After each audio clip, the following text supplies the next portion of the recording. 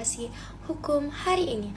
Hari ini kita akan membahas UU nomor 7 tahun 2021 tentang harmonisasi peraturan perpajakan atau yang sering disebut dengan UU HPP. Undang-undang ini adalah reformasi besar di bidang perpajakan Indonesia yang mempengaruhi jutaan orang dari karyawan hingga pengusaha. Mari kita bedah bersama mulai dari substansinya dan aturan penting, relevansinya, hingga apa yang perlu kita perbaiki. Simak sampai akhir ya, dan jangan lupa untuk berbagi pemahaman Anda di komentar. Video ini akan membantu Anda memahami sebagaimana UU ini bisa mengubah cara kita berinteraksi dengan pajak sehari-hari. Let's do it! Baik teman-teman, yang pertama, mari kita pahami substansi UU HPP secara umum. UU ini disahkan pada 29 Oktober 2021 bertujuan untuk mengharmonisasi berbagai aturan. Berbagai peraturan perpajakan yang sebelumnya tersebar di undang-undang lain seperti UU Pajak Penghasilan, UU nomor 36 tahun 2008, UU Pajak Pertambahan Nilai yaitu UU nomor 42 tahun 2009, dan UU Ketentuan Umum dan Tata Cara Perpajakan atau UU nomor 6 tahun 1983. Latar belakang lahirnya UU ini adalah kebutuhan untuk menyederhanakan sistem perpajakan yang kompleks dan tidak efisien. Sebelumnya, ada banyak tumpang tindih aturan yang membuat administrasi pajak sulit dan biaya tinggi bagi wajib pajak. Misalnya, aturan tentang PPh dan PPN yang seringkali saling bertabrakan menyebabkan kebingungan dan biaya litigasi yang tinggi. Di era pandemi COVID-19, pemerintah juga ingin meningkatkan penerimaan negara untuk mendukung pemulihan ekonomi sambil memberikan insentif bagi dunia usaha agar tidak kolaps. Dari data Kementerian Keuangan menunjukkan bahwa sebelum UU HPP, rasio pajak Indonesia hanya sekitar 10% dari PDB, jauh di bawah negara tetangga seperti Malaysia yaitu 14% dan Thailand 16%. Ini seperti rumah yang atapnya bocor di sana-sini. UU HPP bertindak sebagai perbaikan total untuk membuatnya tetap kokoh. Kemudian lanjut, tujuan utama UU HPP adalah menciptakan sistem perpajakan yang lebih adil, sederhana, dan efektif. Ini mencakup reformasi tarif pajak penghasilan PPh, perluasan basis pajak, penguatan pengawasan, dan harmonisasi dengan standar internasional seperti OECD. Dengan UU ini, pemerintah berharap bisa meningkatkan rasio pajak terhadap PDB dari sekitar 10% menjadi lebih tinggi, sambil mengurangi beban bagi wajib pajak kecil dan menengah. Sebagai contoh, UU ini mengintegrasikan aturan tentang pajak karbon dan pajak digital yang sebelumnya belum diatur secara komprehensif. Ini seperti menyatukan puzzle yang tercecer menjadi satu gambar yang utuh, memudahkan semua pihak untuk memahami dan mematuhi aturan. Selain itu, UU ini juga merespons perubahan global seperti digitalisasi, ekonomi pasca COVID, di mana transaksi online meningkat drastis. Tanpa harmonisasi, Indonesia bisa tertinggal dalam kompetisi regional.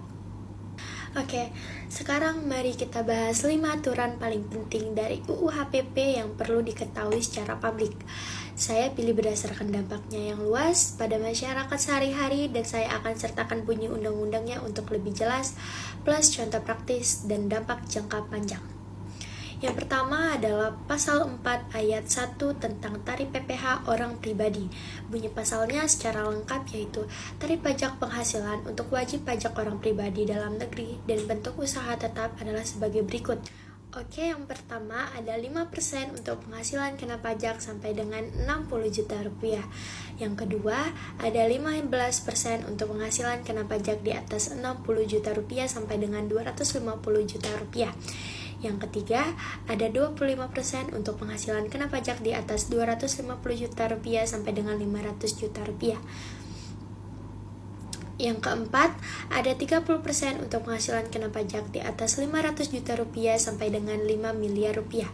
Dan yang terakhir, ada 35% untuk penghasilan kena pajak di atas 5 miliar rupiah.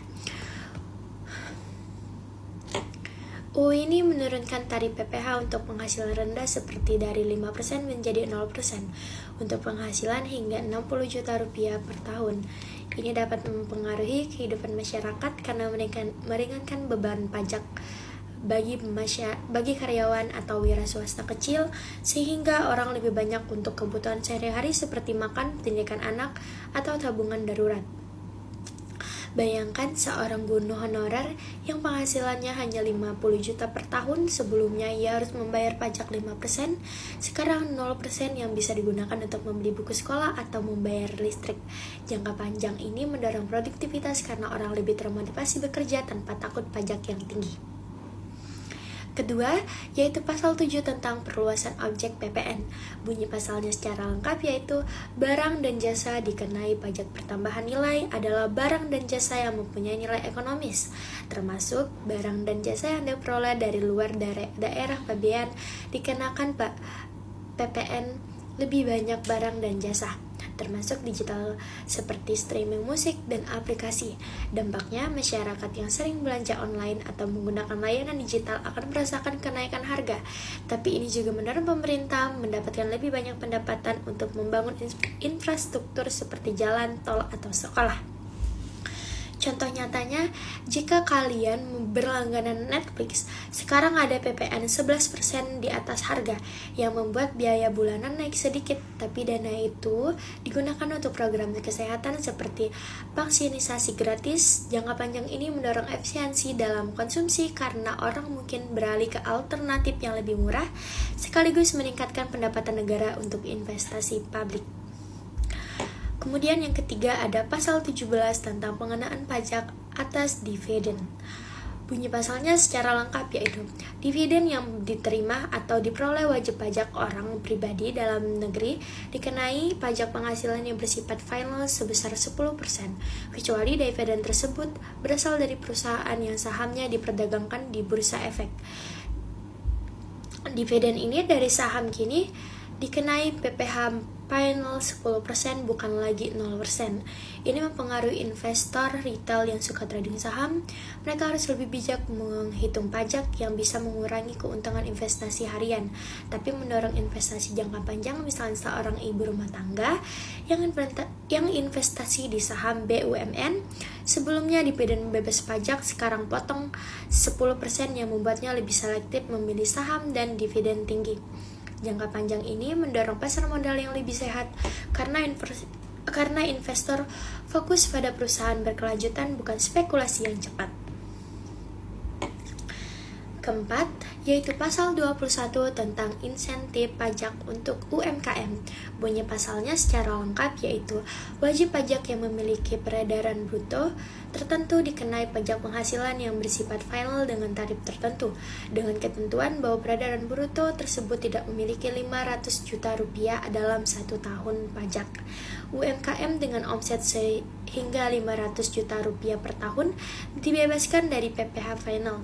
Ini sangat membantu pedagang kecil atau warung makan karena mengurangi biaya operasional dan mendorong pertumbuhan ekonomi lokal.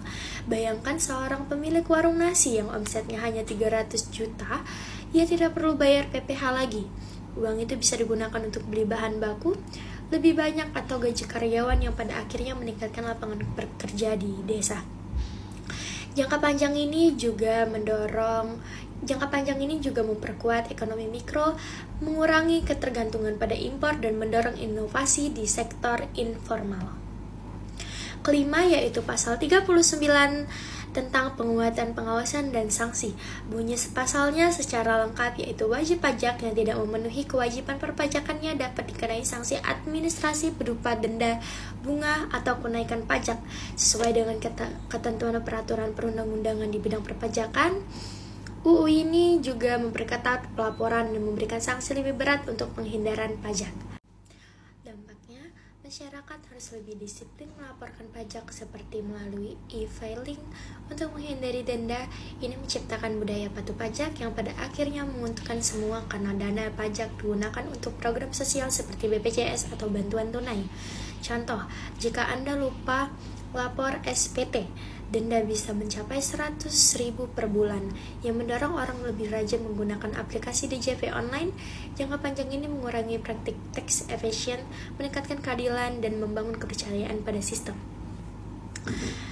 Kemudian, relevansi UU bagi kehidupan masyarakat. UU HPP sangat relevan dengan kehidupan masyarakat saat ini. Dari segi hak, warga negara memiliki hak atas sistem perpajakan yang adil, di mana pajak digunakan untuk kesejahteraan umum seperti subsidi bahan bakar atau vaksinisasi massal selama pandemi. Kewajiban, semua orang wajib melaporkan penghasilan dan membayar pajak sesuai aturan yang mendorong transparansi akuntabilitas. Dampak sosial, UU ini mengurangi kesenjangan karena tarif progresif membantu kelas menengah dan bawah. Ekonominya insentif untuk UMKM mendorong pertumbuhan bisnis kecil, menciptakan lapangan kerja, dan menciptakan lapangan kerja. Secara politik, UU ini juga menunjukkan komitmen pemerintah untuk reformasi yang bisa meningkatkan kepercayaan publik terhadap institusi negara. Di mana pandemi dan inflasi tinggi, UU ini membantu stabilisasi ekonomi dengan pendapatan pajak yang lebih besar untuk stimulus. Misalnya, data BPS menunjukkan bahwa UMKM menyumbang 60% PDB Indonesia. Dengan insentif ini, mereka bisa bertahan dan berkembang mengurangi pengangguran. Secara politik, UU ini juga harmonis dengan agenda global seperti Sustainable Development Goals atau SDGs, di mana pajak digunakan untuk pendidikan dan kesehatan. Studi kasus di tahun 2022, penerimaan pajak meningkat 10% berkat UU HPP yang digunakan untuk program BLT. Ini seperti investasi bersama, pajak kita kembali dalam bentuk fasilitas publik lebih baik. Apa sih yang perlu diperbaiki dari UU tersebut?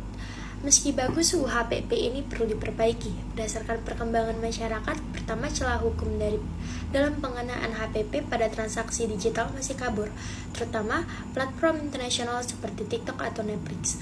Ini bisa menyebabkan ketidakadilan karena wajib pajak lokal kesulitan melacak. Perbaikan, harmonisasi dengan aturan OECD untuk pajak digital global seperti Pilar 1 dan Pilar 2 yang sudah diterapkan di negara maju. Alasannya adalah ekonomi digital tertumbuh 20% per aturan. Maksud saya per tahun, tapi aturan kita belum catch up. Contoh di Amerika, mereka sudah kenakan pajak pada Google dan Amazon. Indonesia perlu ikut. Kedua, sanksi yang ketat bisa menimbulkan ketakutan berlebih bagi wajib pajak kecil yang sering kurang paham aturan. Perbaikan tingkatkan edukasi melalui kampanye online dan aplikasi sederhana seperti chatbot DJP. Alasannya, survei Kemenko menunjukkan 40% wajib pajak kecil belum paham e-filing yang bisa dicegah dengan pendidikan. Saran spesifik buat video tutorial, saran saya adalah buat video tutorial di YouTube atau webinar gratis. Ketiga, tarif PPh untuk kelas atau masih bisa disesuaikan agar lebih progresif.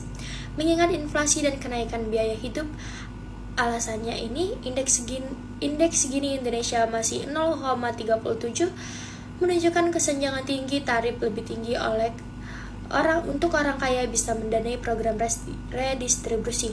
Contohnya, di Swedia tarif tertinggi 57% yang mendukung welfare state kuat. Keempat, yaitu pengawasan perlu diperkuat untuk teknologi AI untuk mendeteksi penghindaran pajak, tapi tanpa melanggar privasi. Karena kasus seperti Panama Papers menunjukkan celah global dan AI bisa analisis data tanpa intervensi manual.